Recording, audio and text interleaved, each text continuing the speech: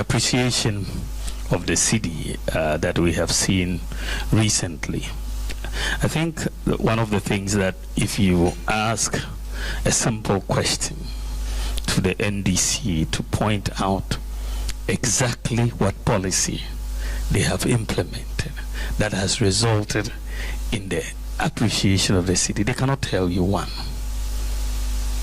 that has been implemented, not sort of talked about, but actually implemented.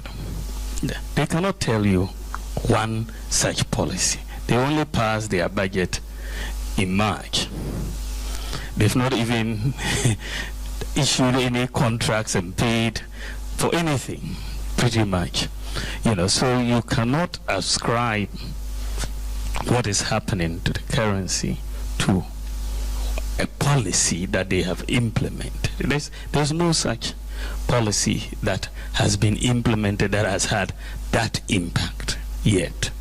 For me, we had anticipated the impact of gold in this economy. I talked about it when we got into dire straits in 2022.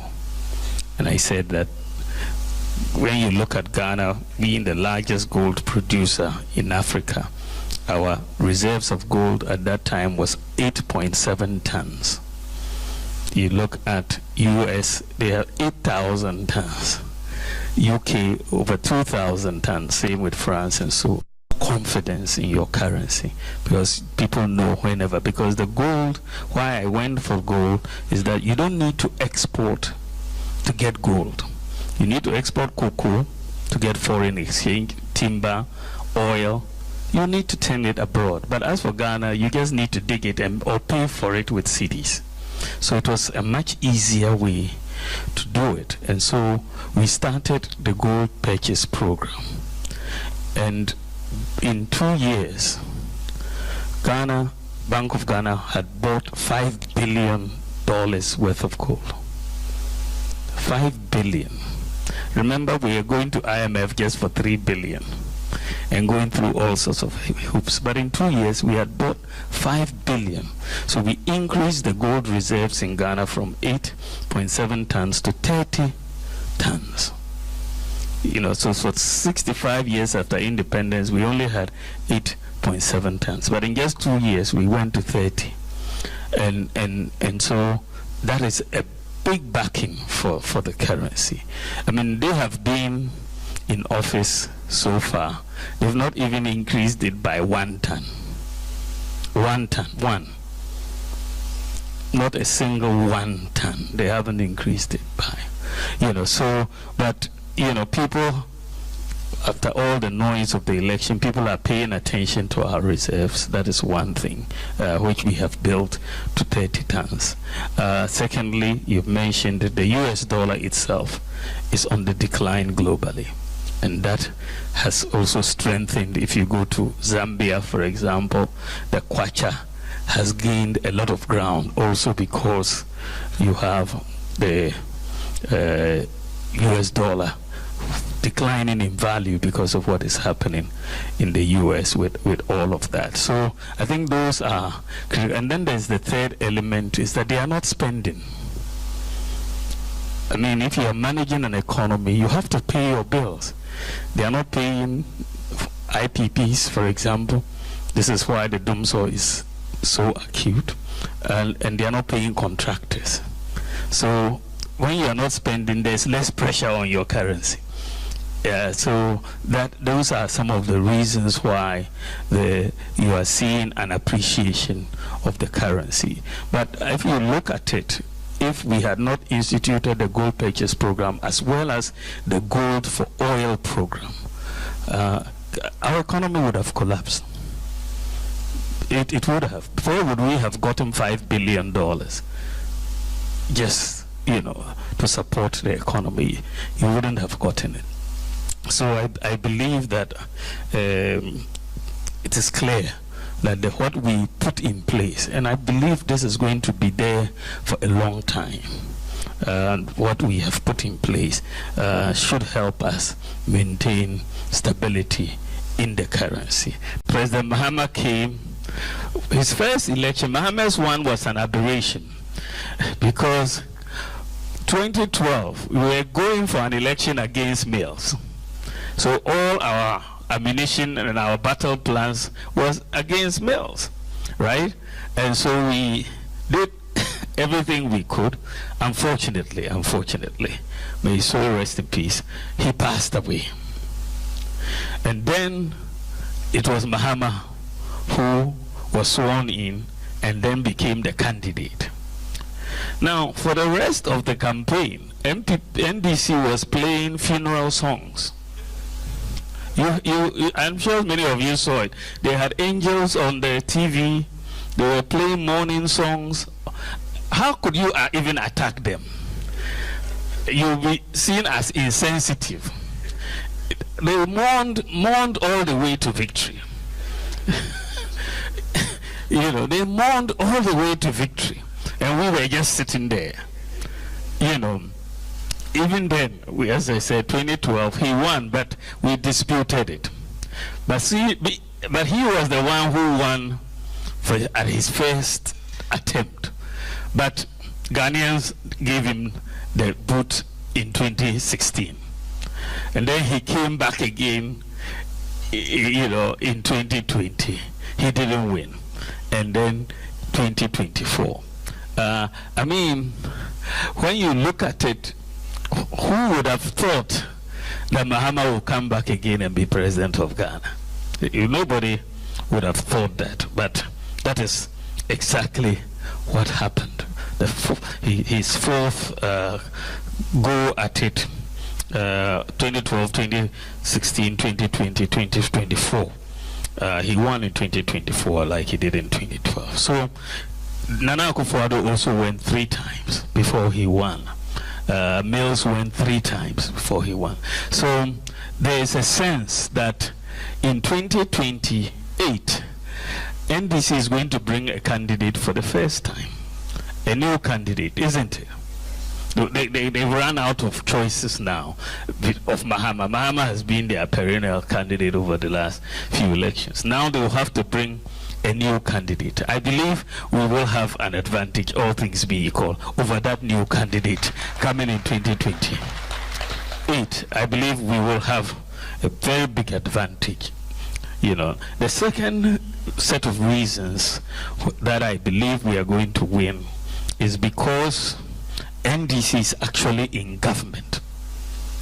Why do I say so? In opposition, they made so many promises and told a lot of stories about what they were going to do. And they've now come into government. It's not easy to do propaganda when you are in government. It's very easy to do propaganda in opposition. So they told so many lies in opposition. They said that when they come, they will bring down the cost of kinky and the cost of living. I don't know, have you noticed the reduction in kinky prices in Ghana? No, prices are rather going up, whether you are looking at cement or other things. They are not coming down. So I think that, and this is only 4 months or 5 months, you will see that this lie that they told about reducing the cost of living will be more and more exposed as we go forward. They also lied to cocoa farmers that they are going to increase the price of a bag of cocoa from 3,100 to 7,000. The cocoa farmers were very excited and voted for them. But today, they are saying that they had wrong information. So they are not going to increase the cocoa price. So again, cocoa farmers are not happy with what is going on. They said that when they come, Galamsey will be stopped. Now they've come and Galamsey is rather increasing. It isn't stopping. The illegal mining is going on.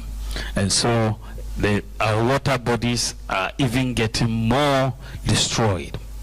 The environment is getting more destroyed. They told teachers that once they get into office, the teacher licensure exams that the teachers have to write will be abolished. The teachers were very excited. and they voted for them. Today they are telling them that they won't touch the licensure exam again. They were now going to abolish it.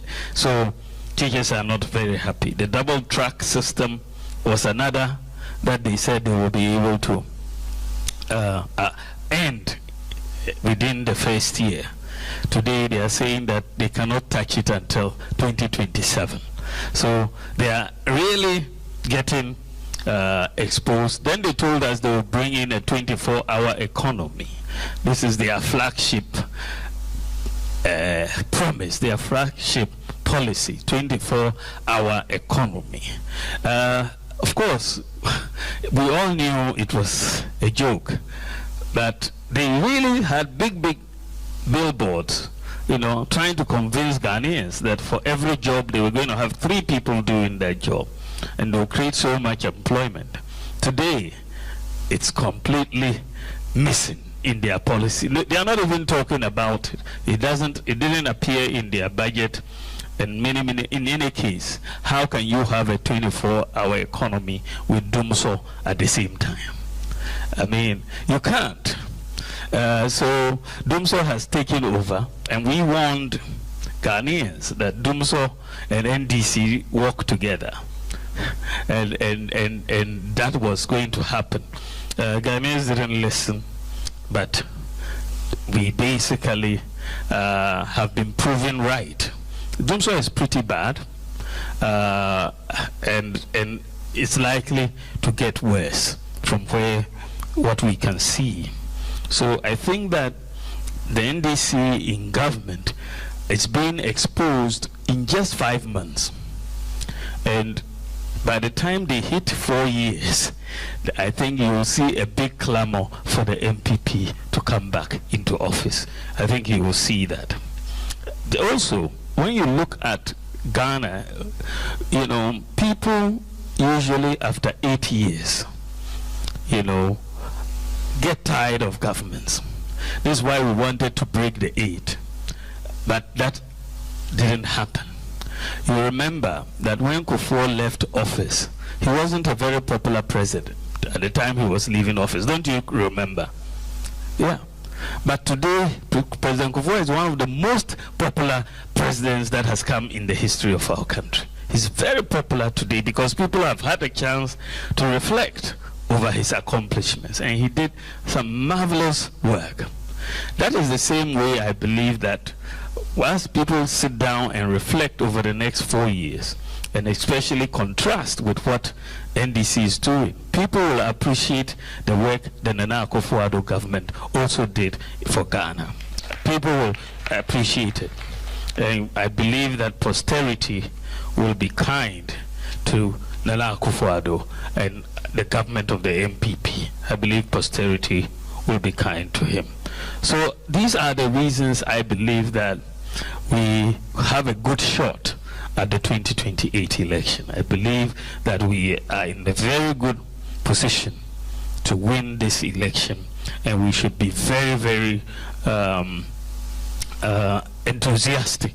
I want to count on all of your support. YEF has been a backbone for this party, and I want you to continue to be a backbone for this party. We are the New Patriotic Party. The elephant is our winning symbol, and we shall win to save Ghana. Thank you very much. God bless you.